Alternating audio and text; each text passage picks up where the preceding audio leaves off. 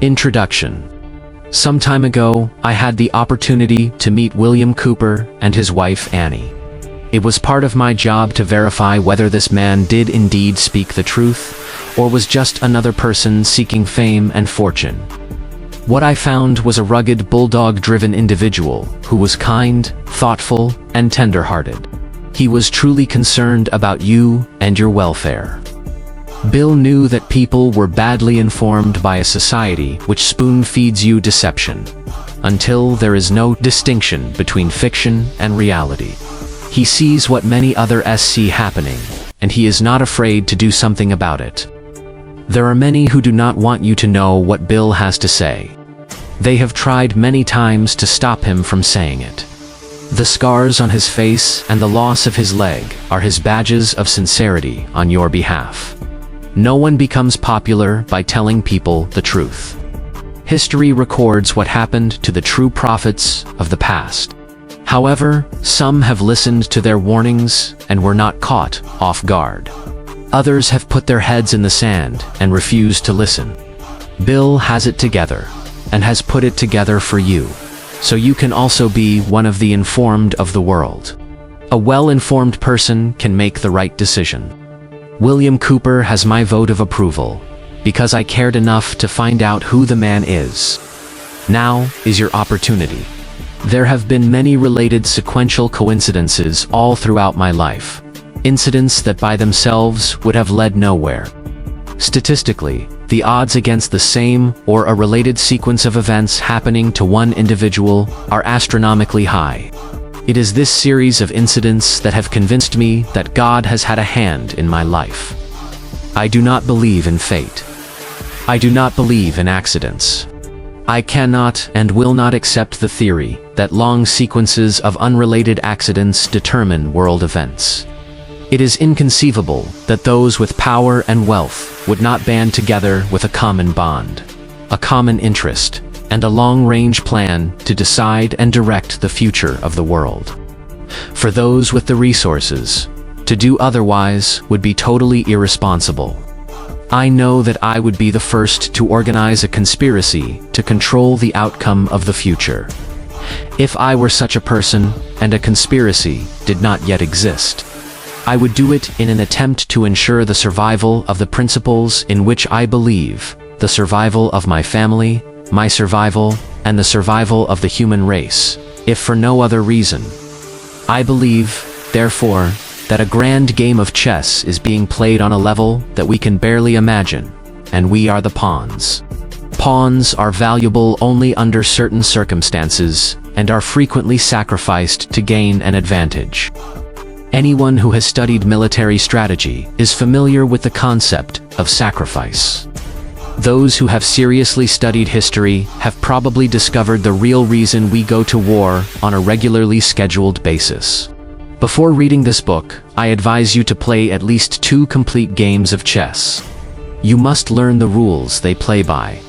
You must realize objectively that some pieces are more valuable than others, and that the king is the most valuable of all. You cannot learn reality if you get caught up in the fantasy that if it's not fair. You must come to know that the ultimate outcome of the game is the only thing that counts. You were lied to when you were told that it does not matter whether you win or lose, if it's how you play the game. Winning in the world of the elite is everything. Indeed, it is the only thing. The power elite intend to win. My research has shown, at this point, that the future laid out for us may be just about impossible to change. I do not agree with the means by which the powerful few have chosen for us to reach the end. I do not agree that the end is where we should end at all. But, unless we can wake the people from their sleep, nothing short of civil war will stop the planned outcome. I base that statement not on defeatism, but on the apathy of the majority of the American people. 25 years ago, I would have believed otherwise. But 25 years ago, I was also sound asleep. We have been taught lies. Reality is not at all what we perceive it to be. We cannot survive any longer by hanging on to the falsehoods of the past. Reality must be discerned at all costs. If we are to be a part of the future, truth must prevail in all instances, no matter who it hurts or helps, if we are to continue to live upon this earth.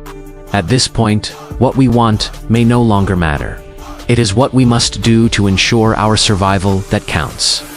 The old way is in the certain process of destruction, and a new world order is beating down the door.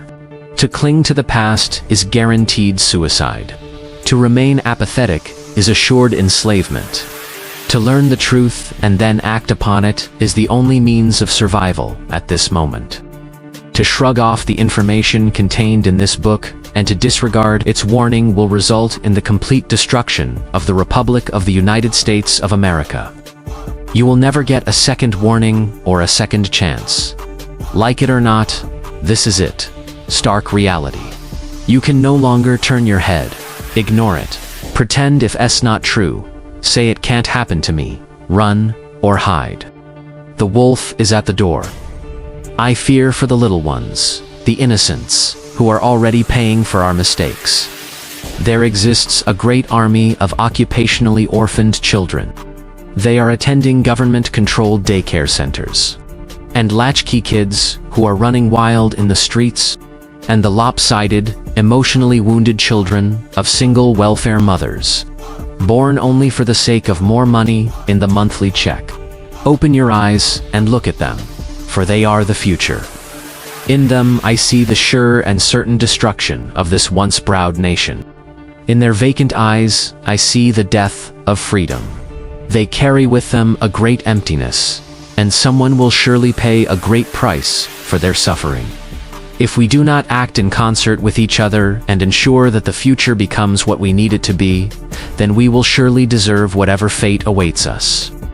I believe with all my heart that God put me in places and in positions throughout my life, so that I would be able to deliver this warning to His people. I pray that I have been worthy and that I have done my job. This is my creed. I believe first in God, the same God in which my ancestors believed. I believe in Jesus Christ and that He is my Savior. Second, I believe in the Constitution of the Republic of the United States of America. Without interpretation, as it was written and meant to work, I have given my sacred oath to protect and defend the Constitution of the United States of America against all enemies, foreign and domestic. I intend to fulfill that oath. Third, I believe in the family unit and, in particular, my family unit. I have sworn that I will give my life, if it is required, in defense of God, the Constitution, or my family. Fourth, I believe that any man without principles that he is ready and willing to die for at any given moment is already dead and is of no use or consequence whatsoever. William Cooper, August 3, 1990, Camp Verde, Arizona.